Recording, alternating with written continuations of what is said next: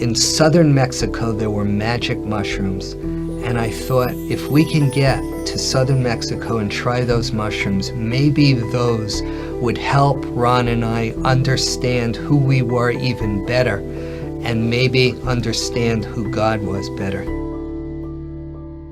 I went to the University of Buffalo, and when I was at Buffalo, that was a time in my life when I was particularly really searching for God.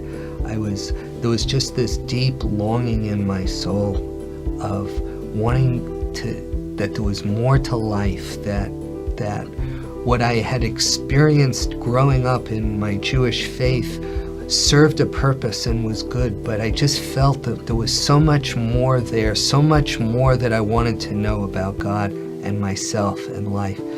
So when I was at Buffalo, I was experimenting in drugs, and I read a lot of books, primarily Eastern books, all with the purpose, all with of trying to understand and find God. And then I realized maybe if I left the city and moved out to the country, maybe a place that was very remote, that maybe I could find God in a more intimate way there. So we decided that we were going to raise tomatoes, and we found 20 acres of land, Ron and I, in southern Oregon. And it was beautiful, a creek and a log house. And it was there we thought we would put the greenhouse and start this little tomato business. What happened was, when we got there and we had our dream realized, I began to see that this was not satisfying, that I was more depressed, more discouraged than ever before in my life. Now we come up with another idea. We decided we were going to hitchhike down to Mexico, and we did. Almost every ride, they were talking to us about the Bible, about Jesus. I couldn't relate at all. I mean, it just didn't make any sense to me. I was Jewish. Just when we were about to go up to the mountain to get these mushrooms, we find out that they were busting all these long hairs from America, and they said, don't go up the mountain because you'll wind up in jail in Mexico. So on our way back from Mexico, because that trip was a total disaster, we stopped in San Francisco. Ron had introduced me to a girl, Deborah, so we spent a whole weekend together at his brother's place. And we spent hours and hours together that weekend talking and just sharing with each other. At the end of that weekend, I was in love with her. I asked her to marry me. She said no, of course. She thought I was nuts. But something happened in my heart that weekend. Something shifted in me, and I was in love. And I had never experienced this incredible feeling before.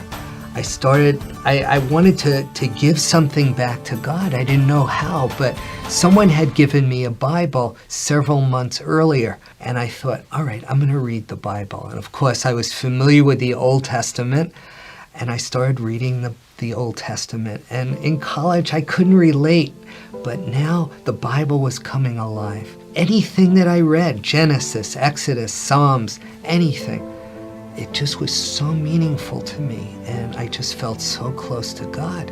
And then I get to the New Testament. Now, being raised Jewish, I knew nothing about the New Testament or Jesus. Some of the things he said really disturbed me. He said, I am the way, the truth, and the life, and no man can come to the Father but through me. And I said, how could this be?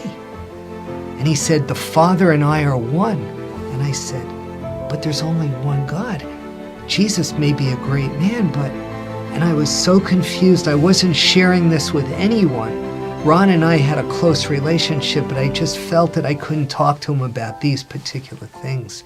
And then one night, I was standing under the stars near our little cabin, and I said, God, if you and Jesus are the same, you got to show me that this is the right thing to do, because I was really scared.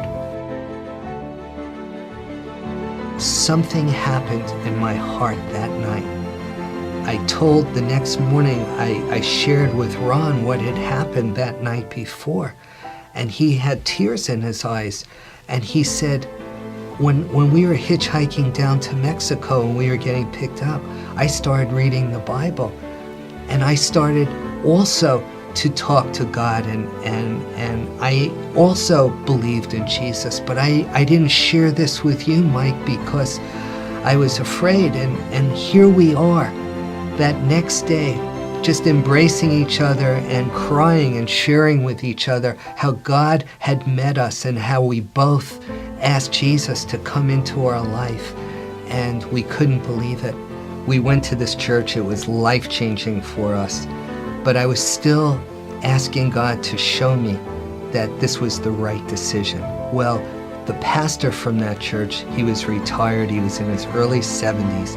He came out to our cabin one day to see me. And he didn't know what I was wrestling with, but he started to read a portion of Scripture to me. It was, "Who hath believed our report, and to whom is the arm of the Lord revealed? And he shall grow up before him as a tender plant, a root out of dry ground.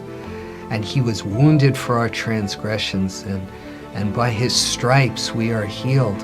And he said, "Brother Michael," he said, "where do you think this is?" And I said, "I don't know, Matthew, Luke?" And he hands me the Bible, and I look, and it said Isaiah. And I said, "You're kidding." I said, "This is in the Old Testament?" Because it was so obvious to me that it was talking about Jesus. And he started to share with me scriptures from all over the Old Testament, showing me that Jesus was the Messiah. And that prayer that I had asked God, show me that this is the right decision. That day I felt so secure and so satisfied as this pastor started sharing with me from the Old Testament about those scriptures. And I was so thankful to God that he had answered my prayer. Deborah came up to visit us up in Oregon, and I started to read to her from the scriptures, and she also started to believe in Jesus.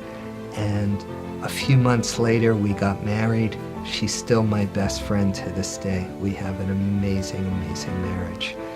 My friend Ron, instead of the tomatoes, we decided to start a little business together, so we started a light bulb business.